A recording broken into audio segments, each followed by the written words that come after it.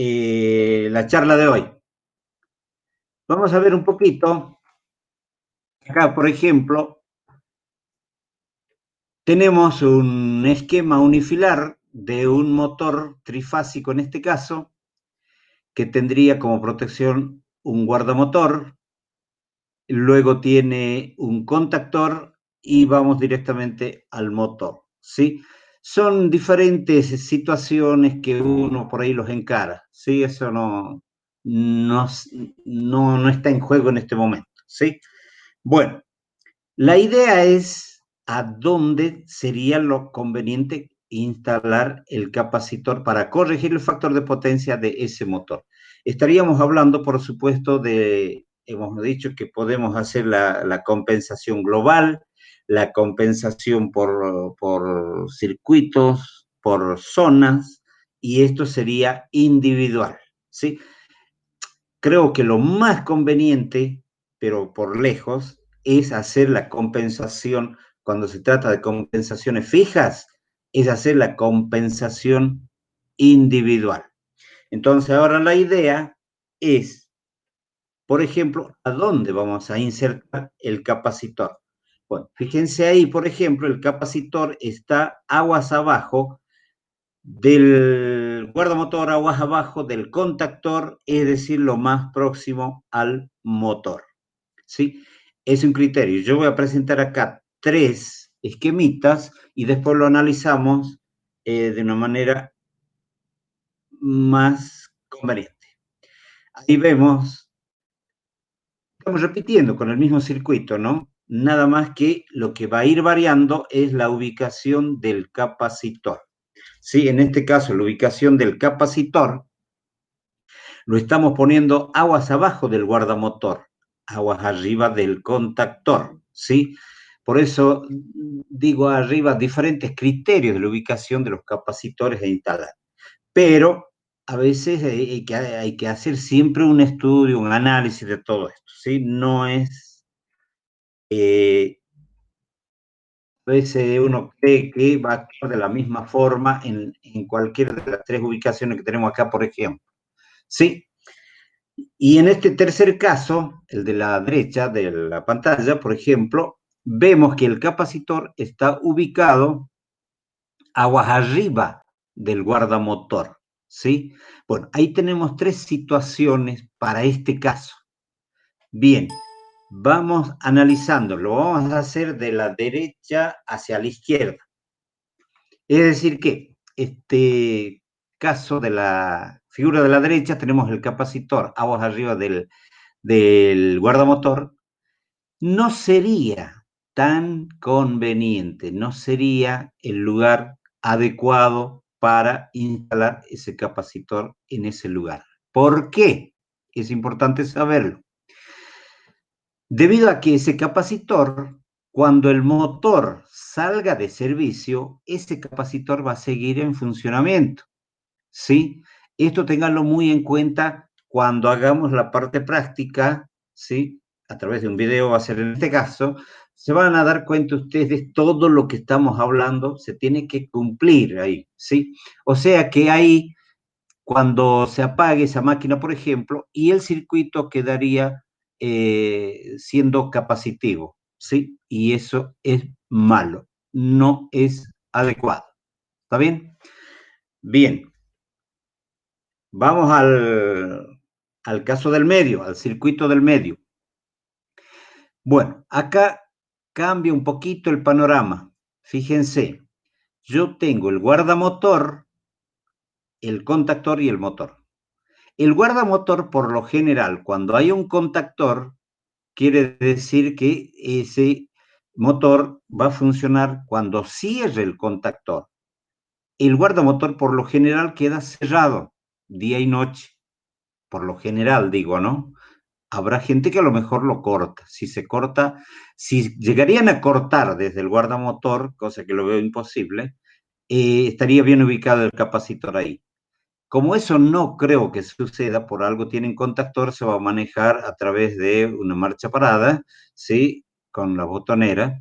Entonces, tampoco estaría correcto. Pasaría muy parecido a la primera situación que hemos analizado, es decir, en el esquema de la derecha, ¿sí? No sería adecuado.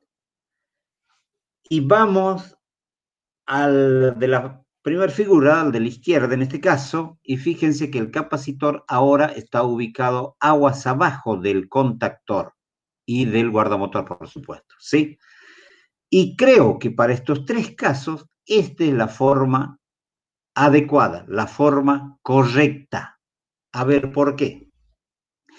Cuando el motor se arranca, lo damos marcha, arranca, cierra el contactor, porque decíamos que el guardamotor ya va a estar cerrado. Entonces, va a cerrar el contactor y va a empezar a funcionar el motor. Cuando empiece a funcionar el motor, en ese momento tiene que entrar a trabajar el capacitor. Esa es la forma correcta de hacer esta situación. ¿Está bien? De resolver esta situación. Bien, más allá de que también acá habrá que tener en cuenta que aguas arriba de este capacitor va a bajar la corriente. Eso ya habíamos hablado la clase anterior. Lo que significaría que ese guardamotor probablemente haya que hacer pequeños ajustes en cuanto a la regulación si lo han hecho muy, muy finita la calibración. Eso habrá que tener en cuenta. ¿Sí? Bueno, ahí tenemos esta situación. Ahora vamos a ir al otro gráfico y van a ver que cambia porque se agrega otros elementos. Veamos. Acá tenemos un motor, ¿sí? Ahora que va a estar accionado por un seccionador arriba, luego un contactor y el relé térmico, finalmente el motor. Cambia en relación a lo que era el circuito anterior. No hay guardamotor acá. Bueno, y veamos, acá vamos a insertar el capacitor aguas abajo del relé térmico, ¿sí? Vamos a presentar, como en el anterior caso, las tres figuras, los tres esquemas, y vamos a analizar acá. En este caso, el capacitor lo estamos instalando aguas abajo del seccionador, pero aguas arriba del relé térmico y contactor, ¿sí? Y vamos al tercer caso.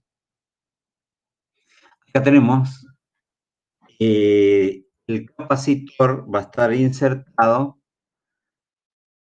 aguas arriba del seccionador. Bueno, ahora analicemos, otra vez empecemos a analizar de la figura de la derecha hacia la izquierda, ¿sí? De la figura de la derecha, vemos que el capacitor estaría ahí conectado en forma permanente. El motor funcione o no funcione, ese capacitor está conectado a la red trifásica, ¿sí? Lo que, como en el caso anterior, habíamos dicho que no era muy conveniente. No era muy conveniente hacer ese trabajo porque cuando se apague la máquina, ese capacitor va a seguir trabajando, estaríamos convirtiendo a ese circuito en un circuito capacitivo, inútil en este caso, ¿sí? Bien, analicemos la figura del medio y esto está aguas abajo del seccionador. Y en este caso tampoco estaría bien ubicado. ¿Por qué? Porque nosotros tenemos el seccionador aguas arriba, pero no vamos a abrir el seccionador para prender y apagar el motor. Esto va a ir seguramente con un botón de marcha y otro de parada.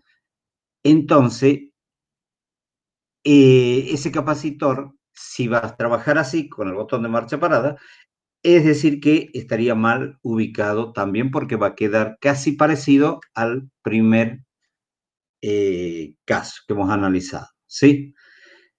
Y vamos a la de la figura de la izquierda de su pantalla y ahí sí vemos que el capacitor está conectado aguas abajo del seccionador, aguas abajo del contactor y aguas abajo del relé térmico, ¿sí? Para este caso, y sería el lugar adecuado, ¿sí? Aunque puede haber una modificación acá, que puede estar inmediatamente aguas abajo del contactor y o sea, aguas arriba del relé térmico. Creo que lo vamos a ver en la figura que sigue, ¿sí? Ese sería el lugar adecuado, ideal. En este caso, o en todos los casos, ¿sí? Siempre es conveniente que el capacitor entre a trabajar cuando entre a trabajar el motor, ¿sí? O la máquina de soldar o lo que fuese, y que no esté permanentemente conectado. Que cuando se desactive, el motor se desenergice, también se debe desenergizar el capacitor. Eso es lo correcto, ¿sí? Bien, ahora vamos a... ¿qué pasó por acá? Bueno, tenemos la termomagnética. eh, bueno, acá lo único que va a cambiar, ¿sí? Es en vez de tener un guardamotor de protección principal, en vez de tener un seccionador, ahora tenemos la termomagnética. Pero la ubicación de los capacitores, fíjense, es tal cual hemos analizado anteriormente, ¿sí? Esto de la figura de la izquierda sería la correcta. Ahora vamos acá. Fíjense, ahí tenemos otra forma de hacer un esquemita unifilar de circuito de potencia, viene a ser esto, no de comando, ¿sí? Donde tenemos L1, L2 y L3, que sería la red trifásica. KM1 es el contactor, F1 es el relé térmico, ¿sí? Y luego W serían los principios de las bobinas del motor. Bien, y vamos a ver acá, le vamos a poner el capacitor, vamos a instalar el capacitor, y es lo que le decía hace rato, fíjense. Lo estaríamos instalando aguas abajo del contactor, pero aguas arriba del relé térmico, ¿sí? Que creo que esa es la forma más conveniente de poder resolver esta situación, ¿sí? Son criterios, por supuesto, pero cuando se aplica un criterio, más vale que hay que analizarlo bien a fondo cada situación, ¿sí? Porque si no, no cumple la misma función. Si este capacitor estaría aguas arriba del contactor y no estaría cumpliendo una función adecuada, diríamos ahí, ¿sí? Únicamente cuando funciona el motor sí va a corregir el factor de potencia y todo lo que sea, pero si no, quedaría prácticamente ahí el circuito del capacitor, eh, lo volvería un circuito capacitivo en ese caso. Bien, eso sería lo correcto. Bien, vamos al sistema ya no unifilar, multifilar en este caso, que es lo mismo, ¿no? Del primer caso de la izquierda, y la representación multifilar. L1, L2, L3, la red trifásica, contactor, ¿sí? Relé térmico. Bien, ahora vamos a ver, lo hice esto a los fines de que uno pueda tener una idea un poquito más clara de cómo tengo que instalar ese capacitor. Fíjense, estamos poniendo idem al primer caso, aguas abajo del contactor, pero aguas arriba del relé térmico, ¿sí? De ahí saco de las tres líneas y hacemos la conexión del capacitor. El capacitor, tal como está representado en el esquema unifilar, acá en el sistema multifilar, lo hacemos para que ustedes tengan una idea mucho más clara, ¿sí?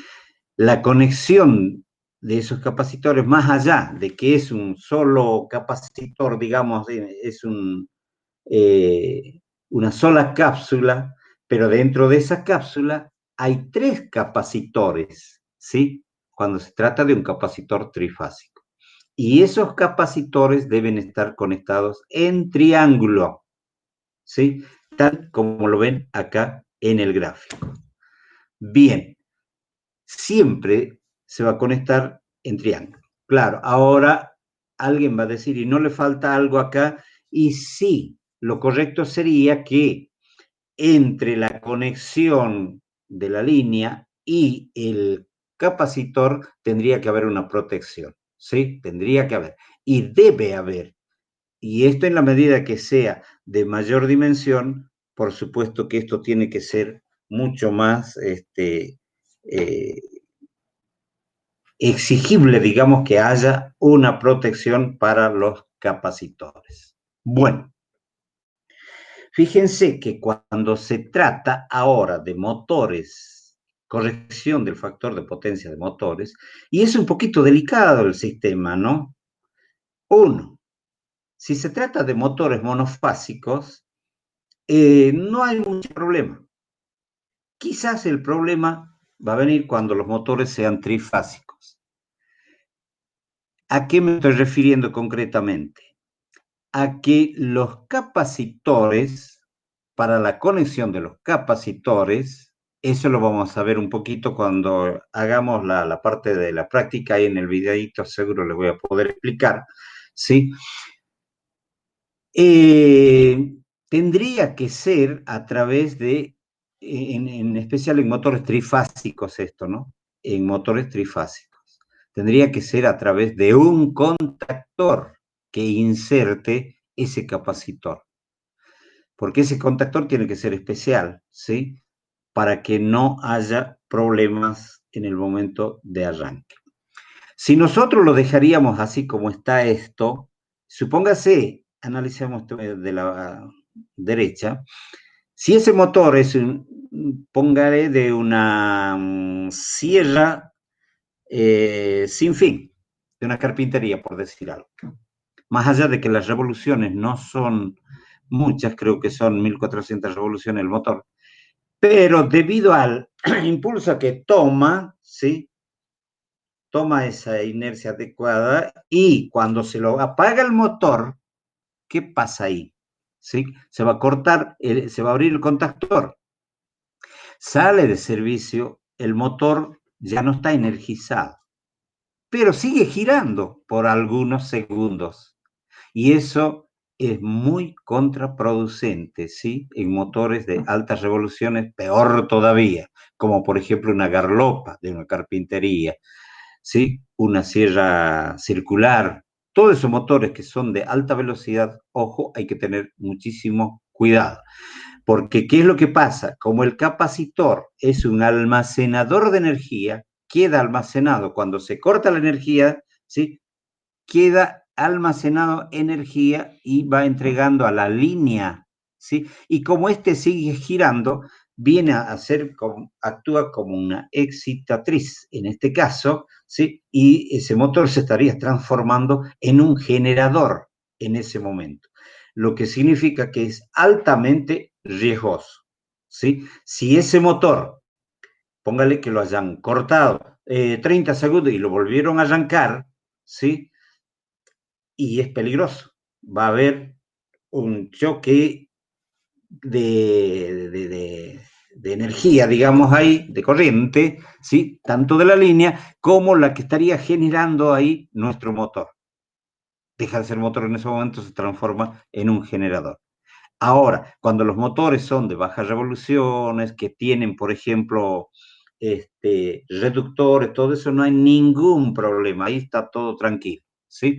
Por eso decía que en los motores monofásicos, esta situación que le estoy hablando se da muy poco, pero en los trifásicos hay que tener muy en cuenta esas situaciones, ¿sí? Podemos terminar reventando cosas, por eso es que les decía que lo ideal sería que vaya a través de un contactor, la inserción que debe hacer de ese capacitor en el momento de arranque.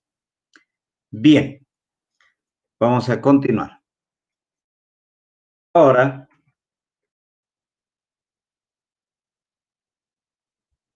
vamos a ver acá un motor, un arrancador estrella triángulo.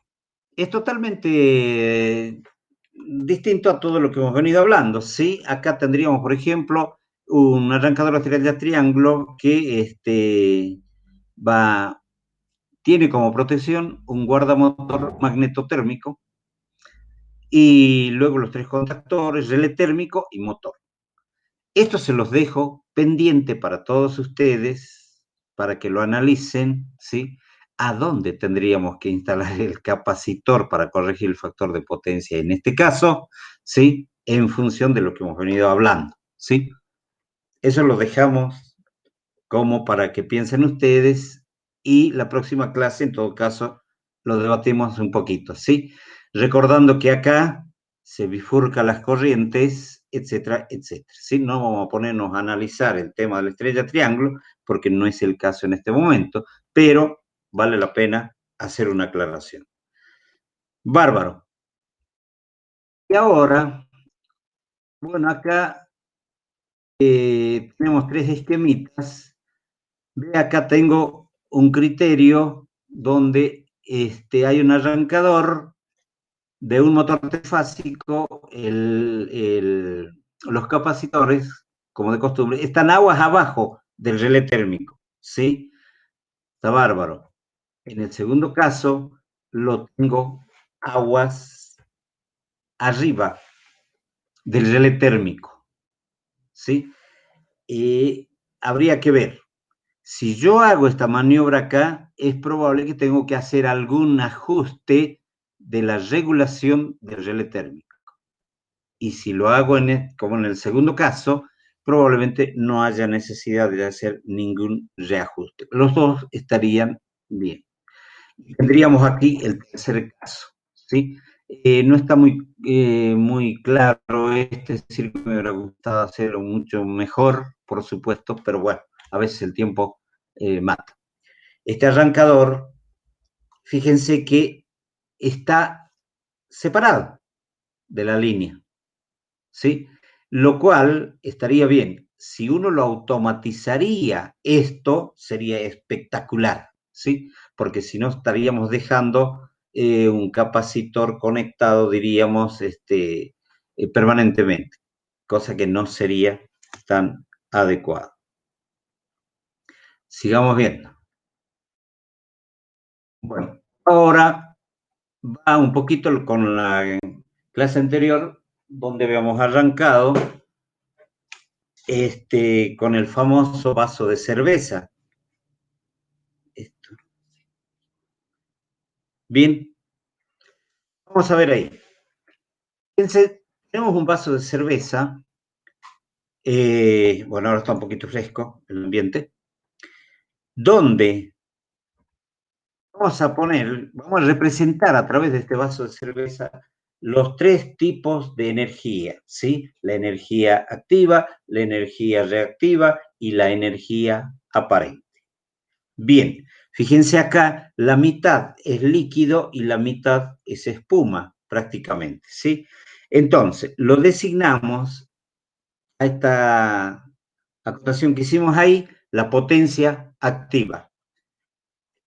Dicho sea de paso, recordemos un poquito, la potencia activa es aquella que se aprovecha todo, que se transforma en calor, luz o movimiento, ¿sí? En este caso, ese líquido es el que se va a aprovechar, ¿sí? Eso sería la potencia activa. Lo que está hacia arriba, con la flechita roja, y eso vamos a representarlo, la potencia reactiva. Es decir, la potencia reactiva es aquella que está presente, que intercambia con los elementos, con las cargas, pero vuelve a la línea sin ser transformada ni en energía, ni en calor, ni en movimiento, pero es necesario, lamentablemente. ¿Sí? Es un desperdicio para prácticamente esa espuma cuando nos venden un vaso de cerveza y nos vendan así, bueno, eso es un desperdicio. Finalmente, la derecha, fíjense, estamos haciendo la acotación de todo, líquido más la espuma, y a eso lo vamos a llamar la potencia aparente. ¿Sí? Es decir, que de esa potencia aparente estamos aprovechando una parte y la otra no, pero igual nos lo van a cobrar. Que algo parecido ocurre, hemos dicho, en el caso cuando uno tiene el factor de potencia bajo. Vamos a este gráfico. Fíjense ahí, otro vaso de cerveza. Y ahora, lo que está en verde, es decir, toda la parte del líquido, igual que el anterior caso, es la potencia activa, ¿sí? La que realmente se aprovecha, todo, ¿sí? Y muy poquita espuma. Y esa partecita es la potencia reactiva, ¿sí? Póngale que nos vendan cerveza por vaso, por decir algo, ¿sí? Si me lo venden como la figura de la izquierda y lo voy a pagar, no sé, póngale 50 pesos. Y estoy pagando de algo que solamente voy a aprovechar la mitad.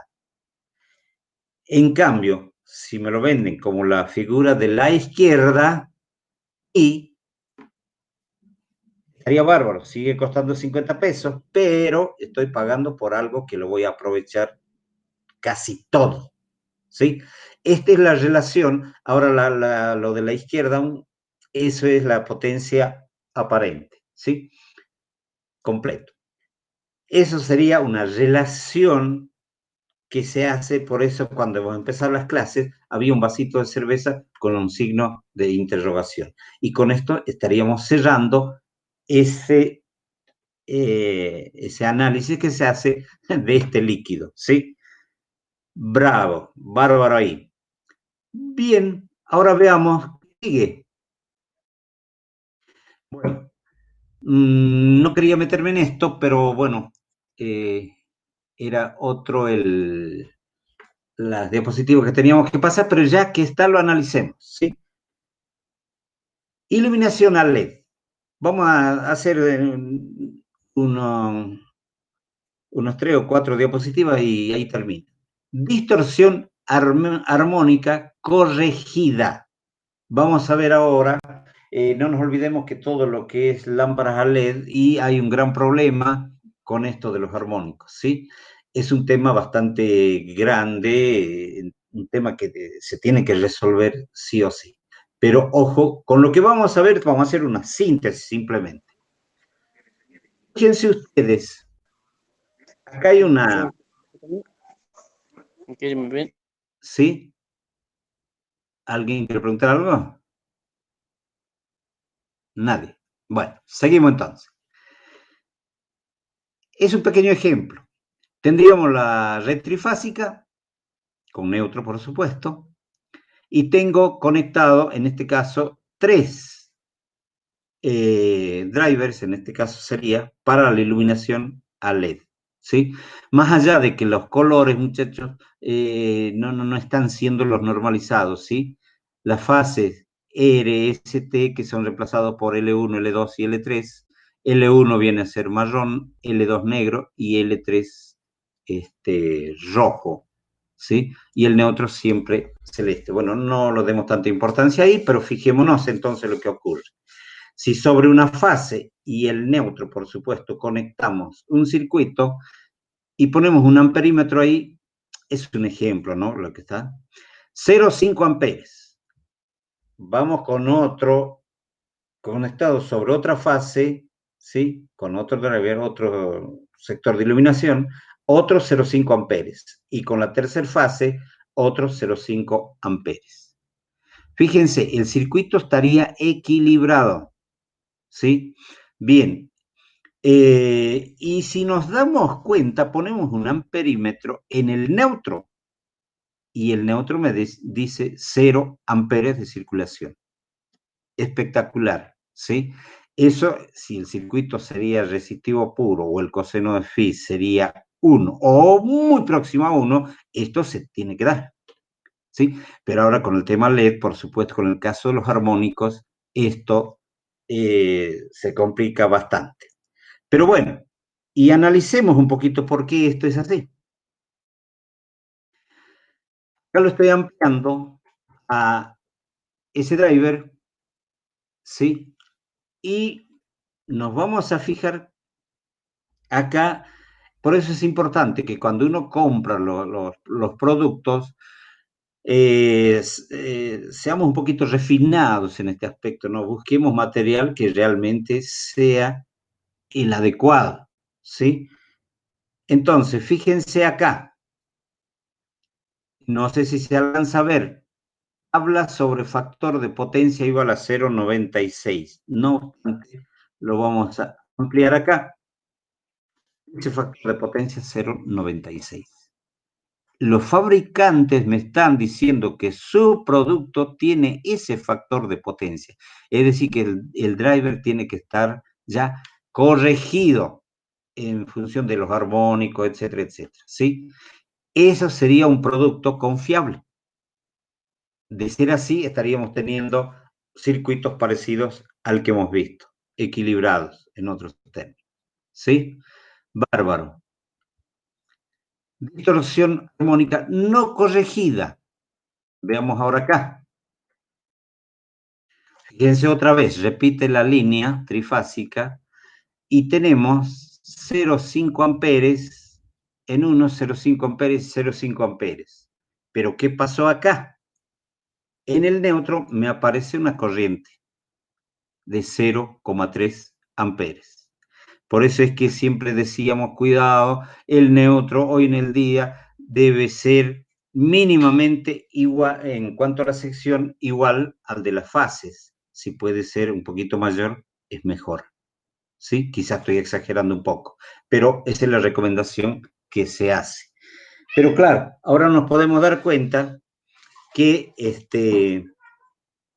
si nosotros utilizamos los materiales y el fabricante lo tiene que decir qué producto nos está vendiendo. ¿Sí? Somos honestos en ese aspecto. Fíjese acá, lo estoy ampliando otra vez ese driver. Y acá el factor de potencia, no sé si alcanzan a ver, dice 0,5. ¿Sí? Factor de potencia, es decir, que ellos no lo están corrigiendo. Claro, convengamos que el producto que hemos visto anteriormente y económicamente cuesta un poquito más, no un poquito más, bastante más, diríamos, ¿no? Y esto probablemente es más barato. Pero hay otros drivers que no traen ni siquiera estos datos, ¿sí? Traen por ahí un poco la marca y algún detalle y circuito, como conectarlo y ahí termina la historia. Así que a tener en cuenta estos aspectos a la hora de que tengamos que corregir el factor de potencia también, ¿sí? Más allá de que cuando tengamos que corregir el factor de potencia y los armónicos, lógicamente, hay elementos adecuados para hacerlo, previo estudio, por supuesto, ¿sí? No es cuestión de poner cualquier cosa. Bien. Principio de funcionamiento de una fuente lineal. Bueno, acá se me ocurrió poner esta diapositiva. Esto sería una fuente, la tradicional, diríamos, donde tenemos, por ejemplo, los 220 volts de entrada, al transformador, el rectificador, el capacitor que hace de filtro, la regulación y la salida de corriente continua, positivo, negativo. Esa es la fuente tradicional, ¿sí? Perfecto. Esta fuente para LED no se utiliza. Se tendría que utilizar, ¿por qué no? Pero no se utiliza por estas situaciones, fíjense ustedes, se da pérdidas de potencia en el cobre. Tenemos mucho cobre acá en el transformador en especial. Pérdidas de potencia en el hierro. Claro, el núcleo de hierro es muy grande, bueno, produce ciertas pérdidas. Mucho volumen, mucho peso. Entonces, por eso que no es adecuado utilizar o no se le utiliza este tipo de fuentes. ¿Sí? Bárbaro.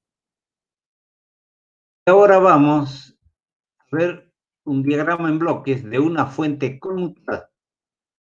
Estas sí son las que se deberían utilizar, ¿sí?, correctamente. Vemos en un diagrama en bloques. Tendríamos un filtro de línea. Ya estamos hablando de un filtro. Tenemos un rectificador. Tenemos otro bloque del corrector del factor de potencia. Ahí está incluido, fíjense, ¿sí? Tenemos un oscilador, luego tenemos un transformador reductor, un rectificador, un regulador, las protecciones, estamos saliendo recién al circuito para la carga de corriente continua, ¿sí?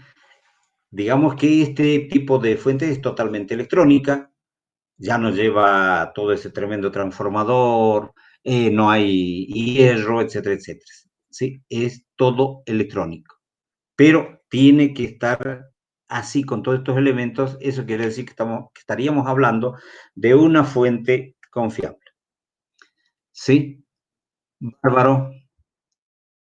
Bien, ahí diríamos esta parte. Ahora vamos a ver un poquito de cálculo.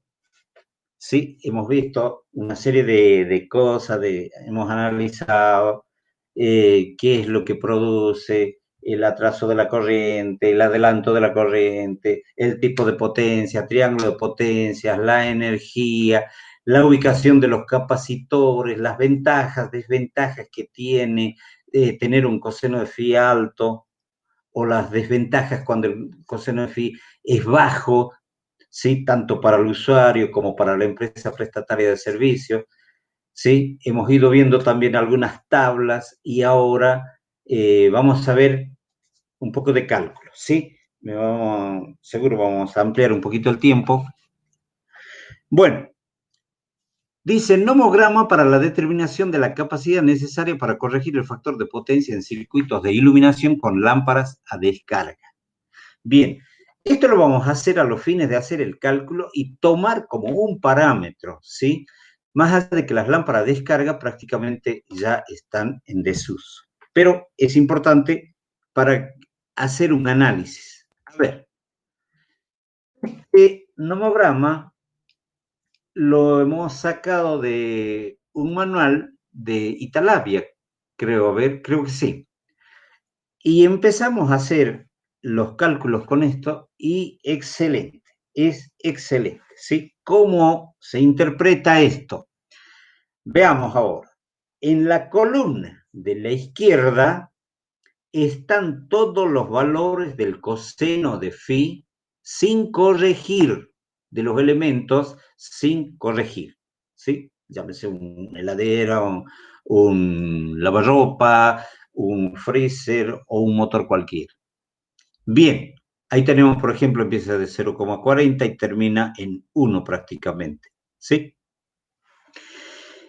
En la columna de la derecha tenemos el factor de potencia corregido, es decir, a dónde queremos llegar, es decir, a qué valor quiero corregir el factor de potencia.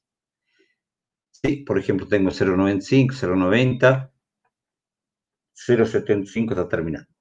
Y en la columna del medio aparecen unos números que abajo dice es un coeficiente K. Después van a ver que todo eso es demasiado simple, ¿sí? Pero no importa, lo analicemos ya que está esto, ¿sí? A mucha gente esto le puede servir. Bárbaro. ¿Qué expresa ahí? Ese factor K viene a ser los valores que se hace cálculo, por supuesto, de la tangente de phi inicial menos la tangente de phi final. No es ni más ni menos que eso. Bien, ¿cómo se hace? Por ejemplo, acá estamos haciendo coincidir, tomemos la columna de la izquierda, estamos partiendo de 0,45 y quiero corregir, ese sería el factor de potencia original y quiero llevar a 0,90. Entonces, tiro la reglita, con una regla se hace esto, y voy a llevar a 0,90, ¿sí? El punto por donde hace la intersección acá en la columna del medio, que es más o menos 1,53, una cosa así. A ver, no, sería menos. 1,50, pónganle. Ese es el valor del factor K. ¿Está bien? Que a nosotros nos va a servir bastante, bastante bien. Correcto. Entonces, ahora vamos a ver algunos ejemplos aplicando este nomograma, ¿sí? Se van a reír de mis ejemplos, pero no importa. Ejercicios aplicando el nomograma. Ejercicio número 1. Vamos a hablar de un tubo fluorescente 40 vatios, ya no existe, por supuesto, ¿sí? Perdón, no es que no exista, sigue existiendo las lámparas fluorescentes de 36 vatios, viene a ser en síntesis, ¿no? Fíjense, bueno, no tienen cómo. Acá, por ejemplo, yo estoy iluminado a través de los tubos fluorescentes que hace más de 25 años que los tengo instalados y nunca falla nada y siguen iluminando casi perfecto, así que no hay por qué cambiarlos. Bueno, alguien me va a criticar o va a decir, modernícese un poco. Pero la verdad es esa, ¿sí? Y de paso les decimos, ¿no? Siempre esto lo enseñábamos en la escuela y se lo sigue haciendo, que cuando se instala un tubo fluorescente se lo debe hacer sí o sí con capacitor. Hay gente que, hay colegas que dicen, no, si no hace falta. Bueno, es cuando no se interpretan las cosas, seguramente es que lo van a tomar así. Bueno, no importa, que ya no exista, no importa, pero para a los fines del cálculo, por favor. Vamos a ver los datos. El fabricante me dice a mi potencia de línea igual a 50 vatios. ¿De dónde sale esa potencia? De la lámpara más el balasto. ¿Sí? Ellos lo toman como 50 vatios. Perfecto. La tensión de alimentación es de 220 volts. Ahora vamos acá.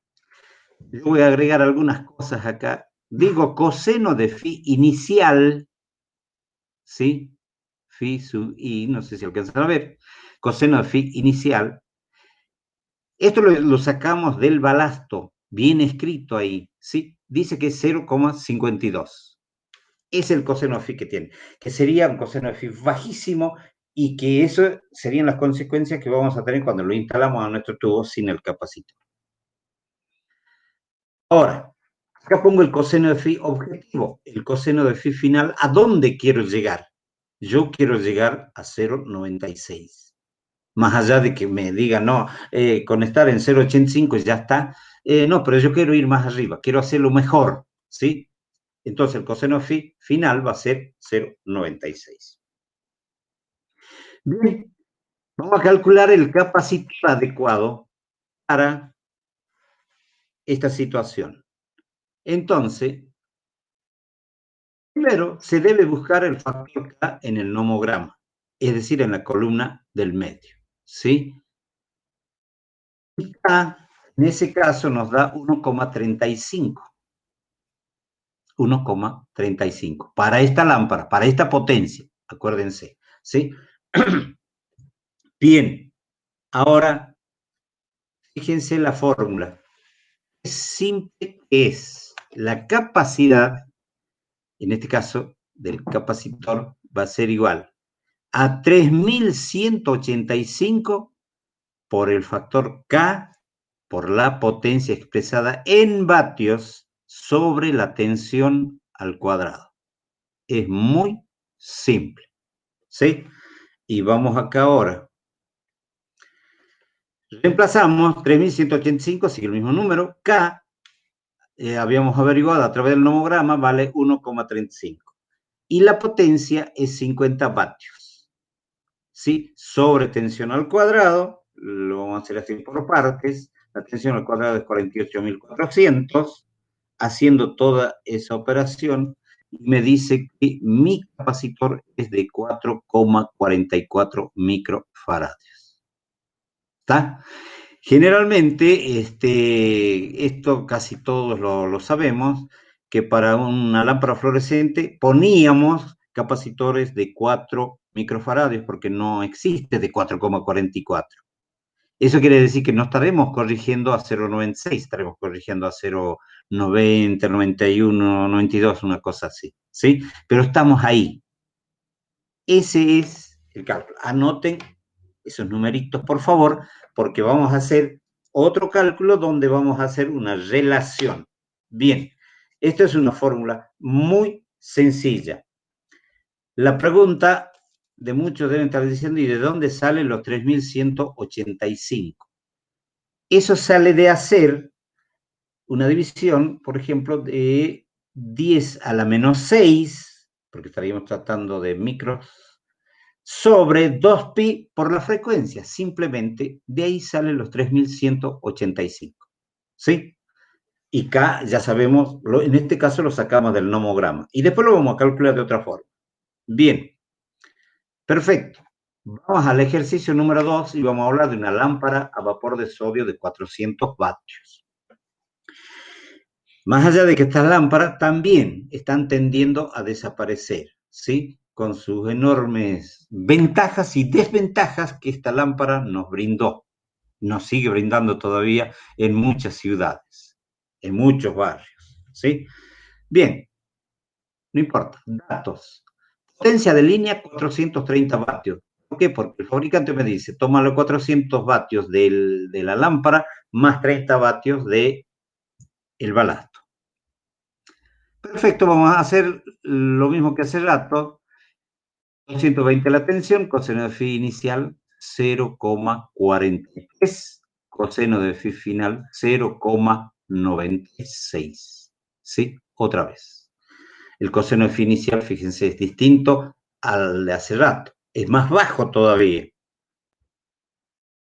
Vamos a calcular el capacitor. Primero se debe buscar el factor K en el nomograma. ¿Sí?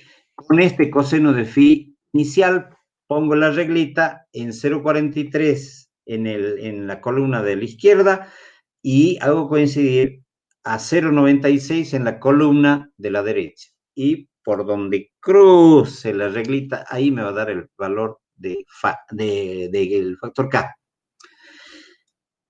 Habiendo hecho eso, me da 1,8 el factor K.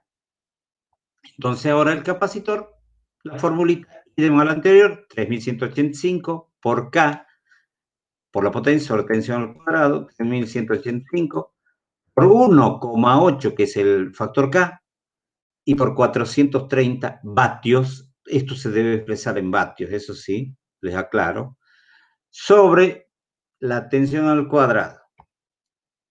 Hacemos la operación y nos va a dar el valor del capacitor, ¿sí? De 50,93 microfaradios. Prácticamente estaríamos hablando de 51 microfaradios. Es lo que se necesita para corregir a 0,96, por supuesto. ¿Sí? Si uno quiere corregir un poquito más bajo, y será 50, 48, una cosa así. Bien, y existen capacitores de 50 microfaradios. Bien, bárbaro.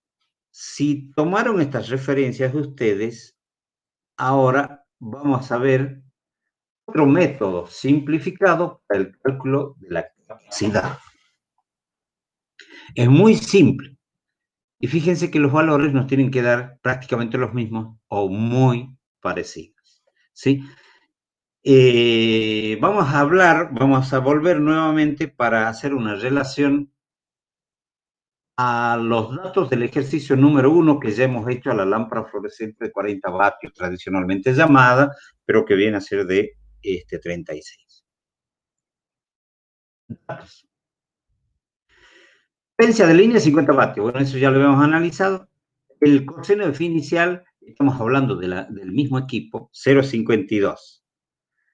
Coseno de phi final, 0,96. Es lo mismo que hemos hecho hace rato. ¿Sí? Y ahora ya no es la capacidad, el cálculo del capacitor así simplemente, sino ahora está expresado como potencia reactiva capacitiva.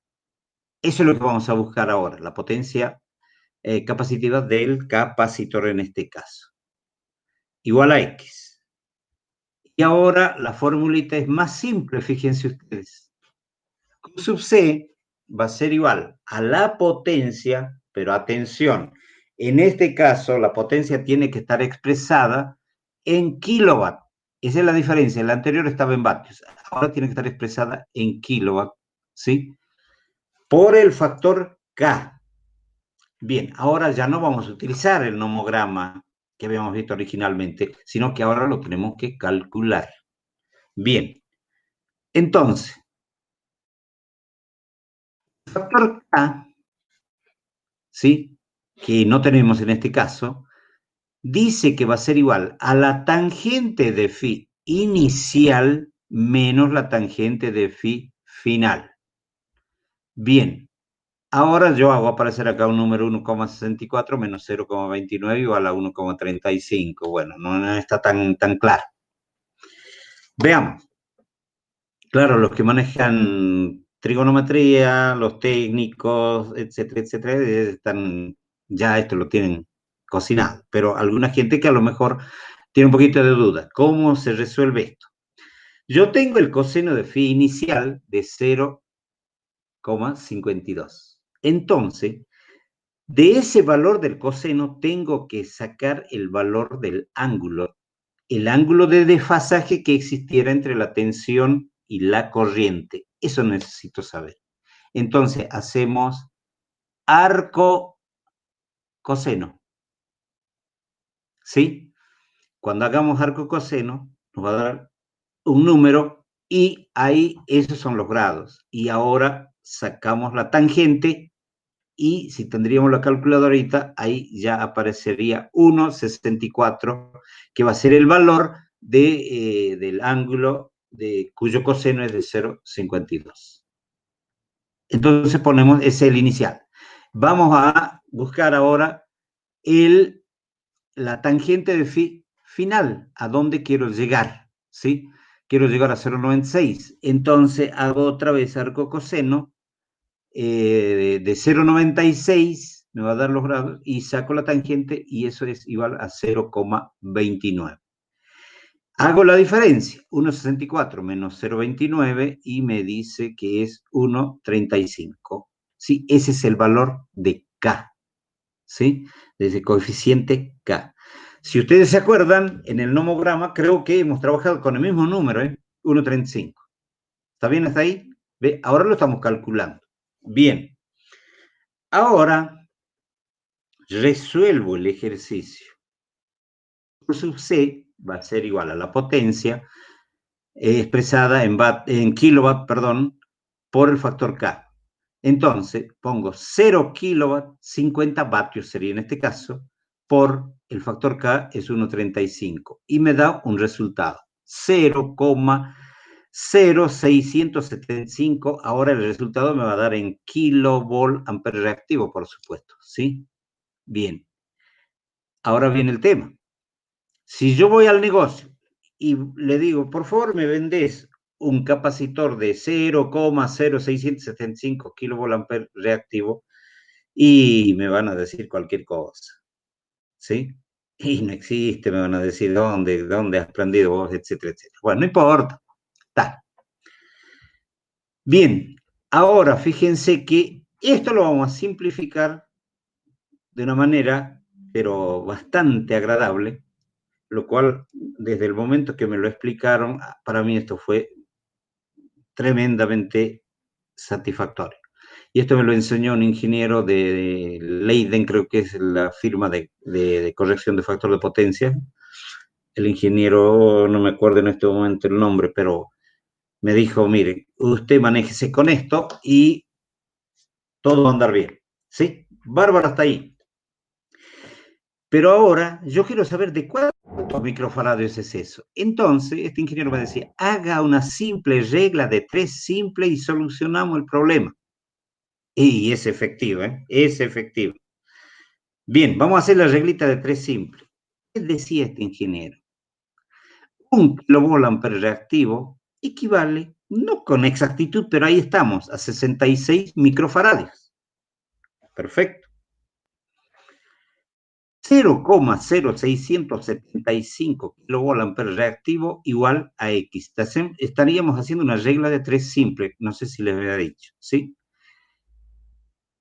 Entonces, haciendo la regla de 3 simple, acuérdense que tengo que multiplicar en cruz, es decir, tengo que multiplicar 0,0675 kilovolt ampere reactivos por 66 y debo dividir en 1. ¿Para qué lo vamos a dividir? Sí, me va a dar el mismo número. Haciendo la operación, X es igual a 4,45 microfaradios. ¿Qué le parece? ¿Sí? Si comparamos con el resultado que sacamos hace rato a través del nomograma, creo que me daba 4,44 microfaradios. La variante es muy chiquita, ¿sí? Bárbaro. Es una forma de hacer los cálculos. Fíjense que no ofrece ningún problema. Bien, vamos al otro ejercicio. Tomemos los datos del ejercicio número 2. La lámpara de sodio. Bueno, la de 430, coseno F inicial 0,43. Seguimos trabajando con los mismos datos. Coseno F final 0,93. Lo hacemos esto más como para que se haga una verificación y de paso hacemos un pequeño ejercicio, diríamos ahí, ¿sí? Q sub C igual a X. A igual a X. Averiguamos K. K, que hemos dicho, el factor K va a ser tangente de phi inicial menos tangente de phi final, ¿sí? Otra vez, del coseno de phi inicial sacamos el ángulo, es decir, hacemos arco coseno, luego sacamos el valor de la tangente de ese ángulo y me está diciendo la tangente va a ser igual a 2,099. Menos 0,96 ya lo habíamos sacado hace rato, creo que era 0,29. Ya tenemos, como es el mismo número, así que, pero si quieren lo vuelven a verificar. Entonces ahora restamos 2,099 menos 0,29 y me da 1,80. Si alguien lo estará siguiendo bien detallado al tema, en el caso del nomograma era exactamente igual. ¿Sí? O sea que tampoco es tan grande el problema. Y ahora,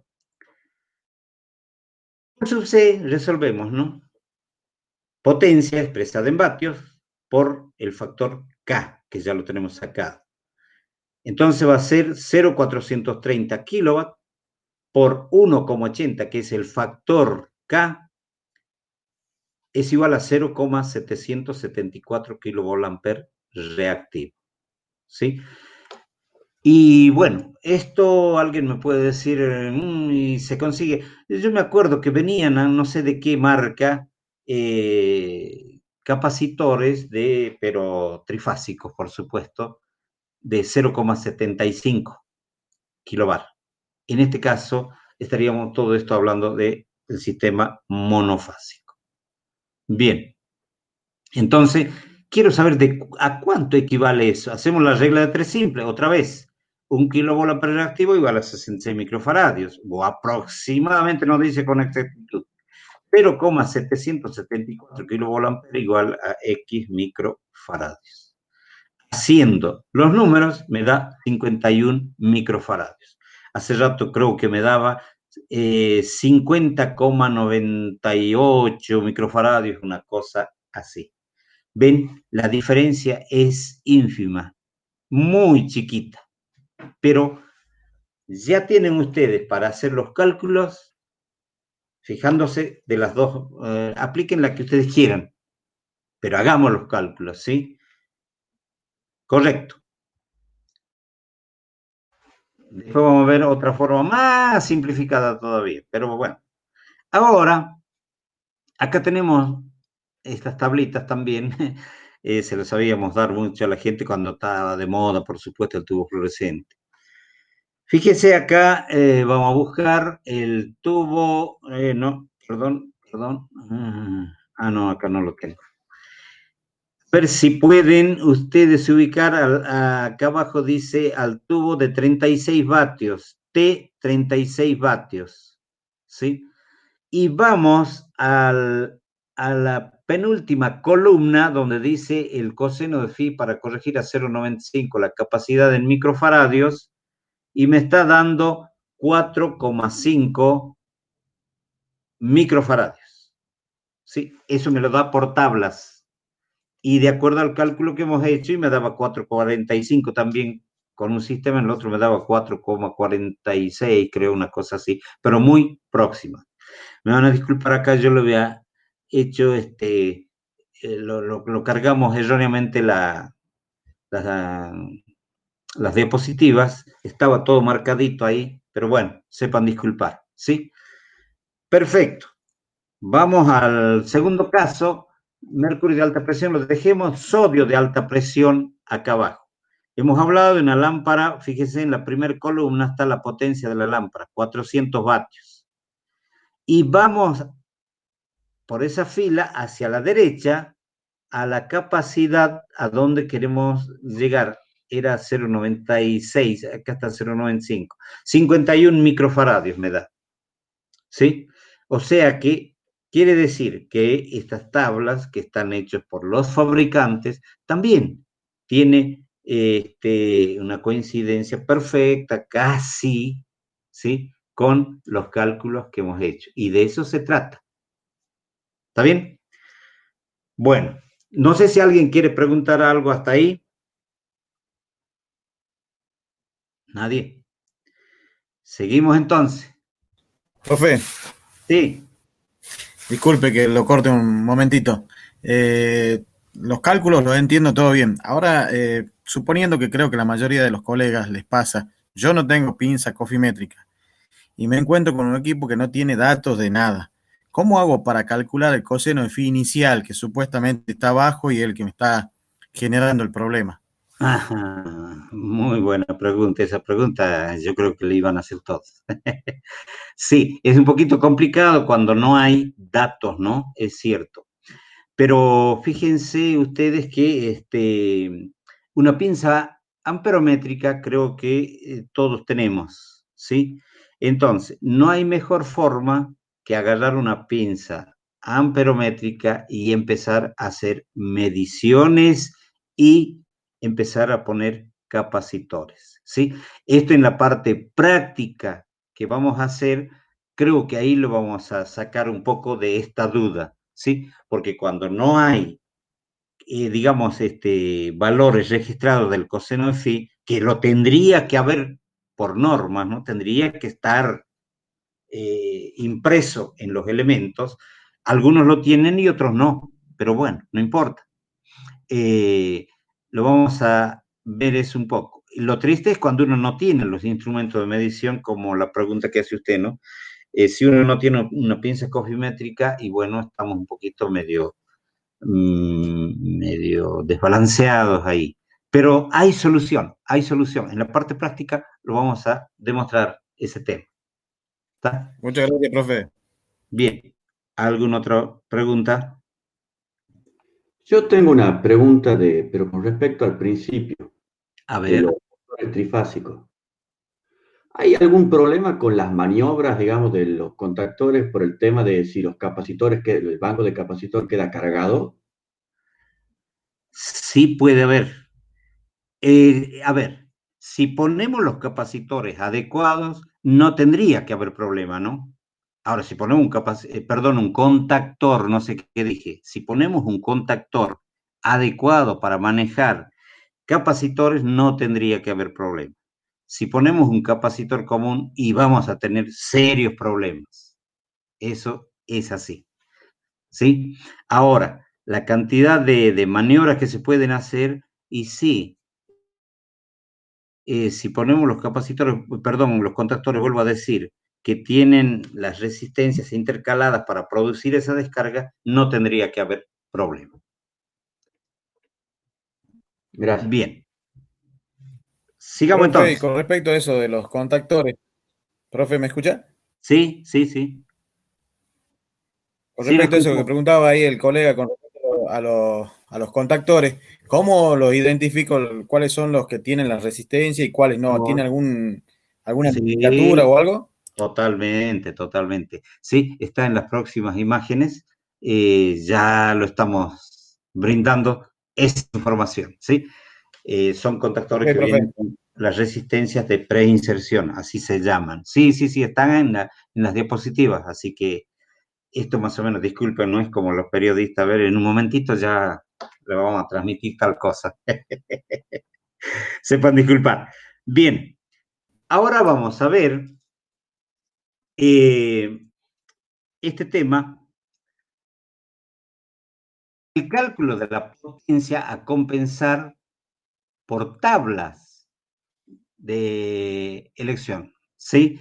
Es decir, que vienen tablas, yo me acuerdo, de esto no me voy a olvidar nunca, cuando hacía preguntas a gente que manejaba estos temas, y bueno, uno cuando no sabe preguntaba y me dice, no te hagas problema, agarra la tabla y ahí está todo.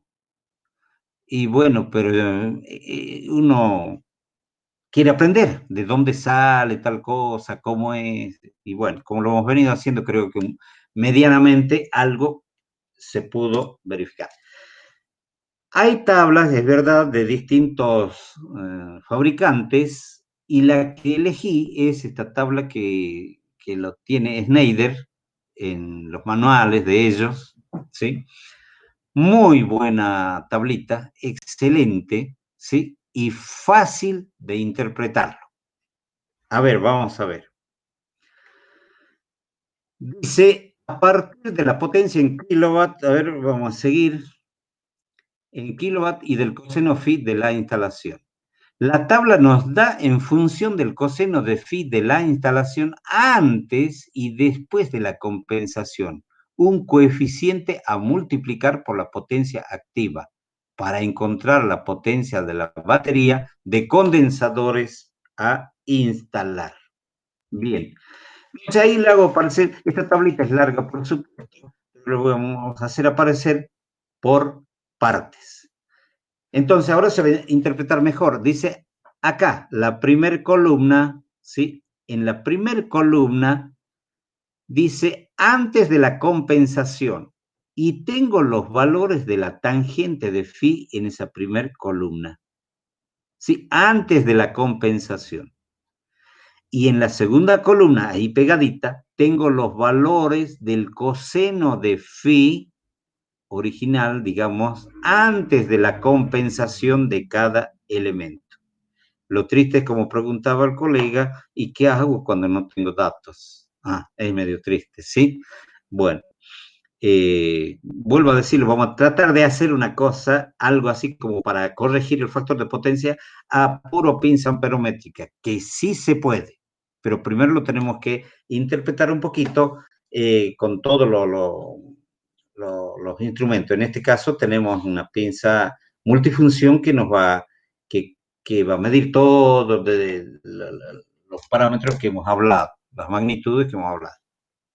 Bueno, eso es en las dos columnas. Ahora, vamos en las filas, la fila de arriba, donde dice potencia del condensador en kilowatt a instalar por kilowatt de carga para elevar el factor de potencia.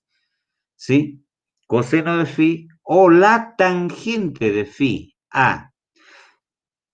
¿Por qué lo he visto muy conveniente utilizar esta tablita? Porque hay algunas compañías de electricidad que le dicen que corrija la tangente de phi o que corrija el coseno de phi. Entonces es importantísimo saber, pero el procedimiento es muy simple. Entonces acá en la primera fila dice tangente de phi y están todos los valores de la tangente de phi.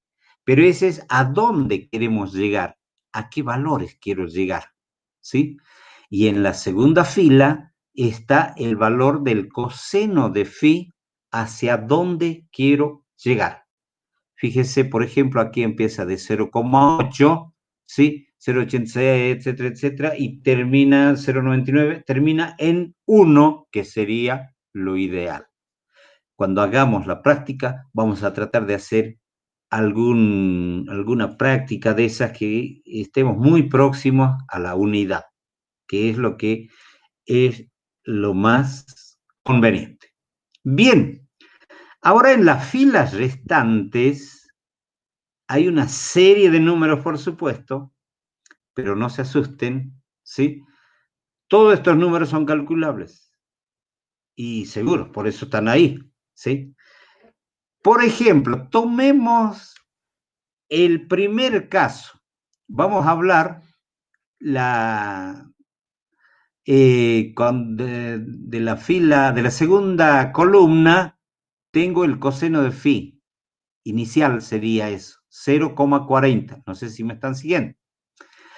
Ahora, eso va a ser el coseno de phi que yo tengo. Y me voy hacia la derecha y quiero llegar a un coseno de phi de 0,98, pongámosle. ¿Sí? Eso está en la segunda fila. A ese valor de coseno de phi quiero llegar. Entonces, ahora me voy por la fila donde dice 0,40. Sigo hasta la intersección del donde dice 0,98 en la columna. Ahí me detengo. Y me dice 2,08. ¿Sí?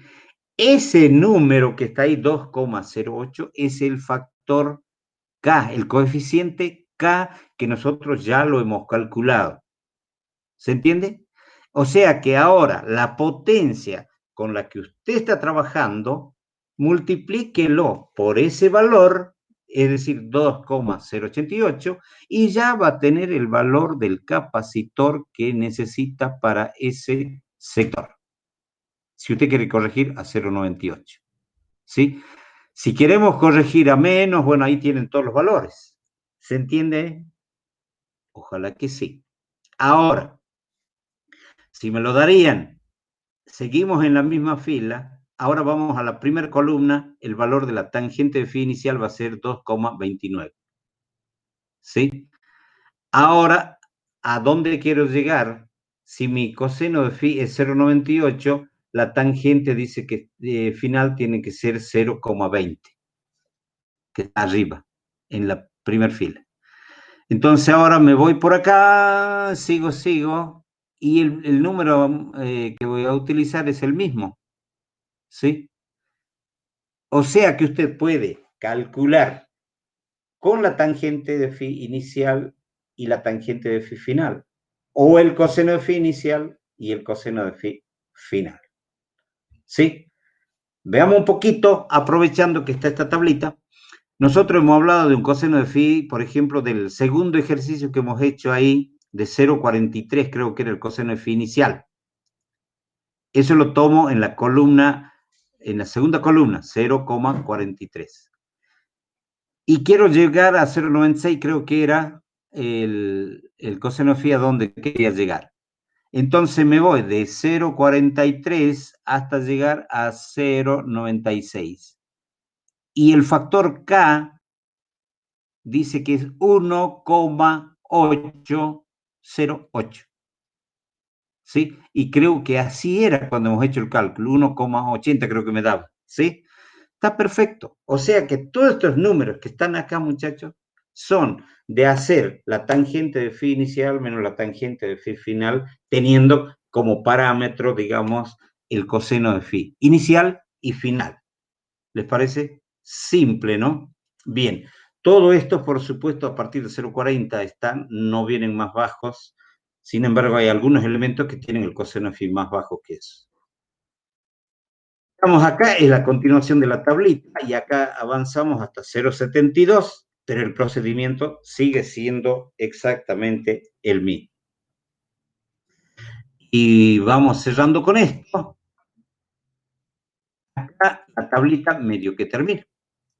Sí, estamos partiendo de un coseno de phi, fíjense en la segunda columna, 0,90, el último que está al final, ¿sí? Y tener un coseno de phi 0,90 ya digamos que es bueno, pero todavía puedo seguir corrigiendo, ¿no? Para llegar hasta 0,99, por decir algo, ¿sí? Por ejemplo, qué lástima que no se puede interactuar, ¿no? Acá tan fácil. 0,90, si tomamos la última fila, si yo tengo el coseno de phi de 0,90, fíjense, y quiero llegar a 0,99, ¿cuál sería el factor K? Está fácil para identificarlo, ¿no? Va a ser 0,342. O sea que la potencia que tengamos, vamos a tener que multiplicar por ese número y solucionar el problema, ¿sí? Ahora, lo interesante de esto es que esto vale tanto para el sistema monofásico como para el trifásico. Es el mismo método. Muy lindas tablitas. Acá abajo, lástima que tengo interrumpido ahí un poco. Ejemplo, dice, cálculo de la potencia en kilowatt de la instalación.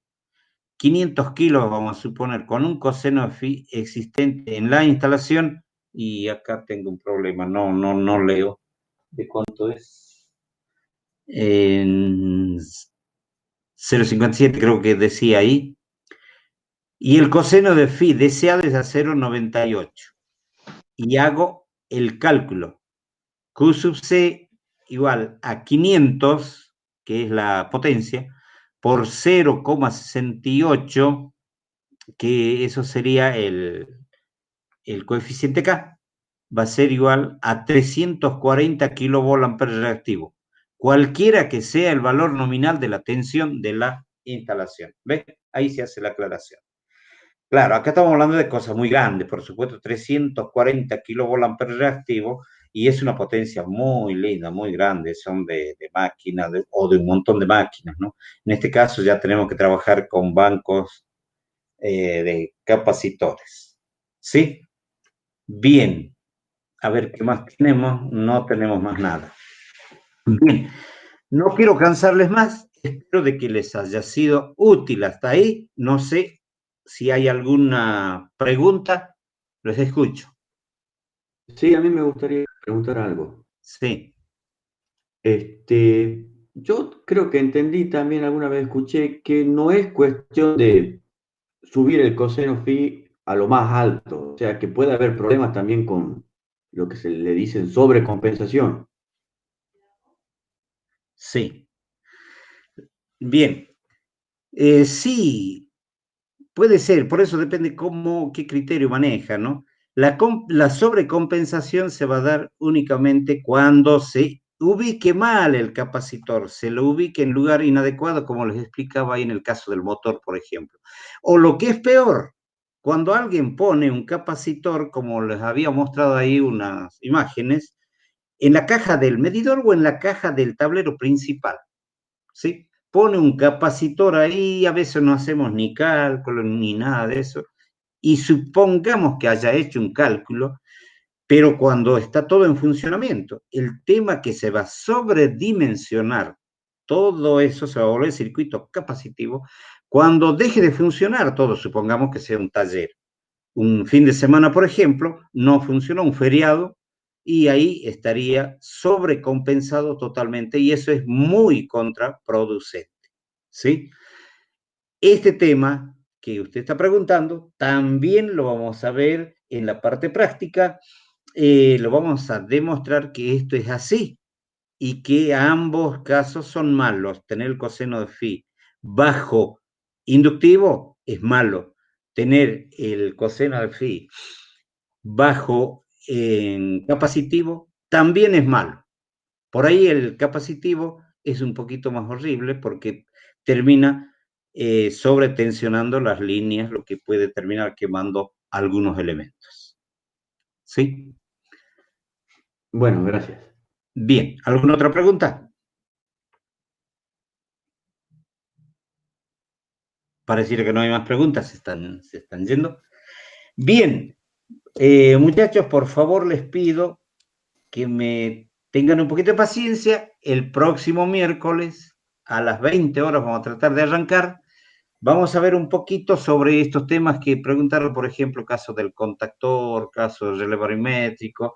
Un poquito vamos a hablar sobre el banco de capacitores, porque hasta acá lo que hemos hecho es hablar de una compensación fija. Y luego vamos a ver ese video y seguramente de ahí van a sacar un montón de conclusiones todos ustedes, ¿sí? Así que bueno, si no hay más preguntas, esto damos por terminado. No sé, los escucho. Bueno, aparentemente ya se fueron. Les agradezco un montón. Muy buenas noches para todos y ojalá les haya sido útil todo esto que venimos hablando. Nos veremos el próximo miércoles a las 20 horas. Muy amable. Gracias, profe. Nos vemos. Buenas noches, profe. Muy buena la charla. Bien, gracias, muchachos. Buenas noches, profe. Gracias. Bien, gracias a ustedes por estar presentes. Buenas noches, profe. ¿Cómo anda, muchachos? ¿Qué tal? Gracias. Bien, bien. Buenas noches para todos. Buenas noches, profe. Muy bueno. Luego. Chao, chao, chao, chao. Todo muy bueno. Chao.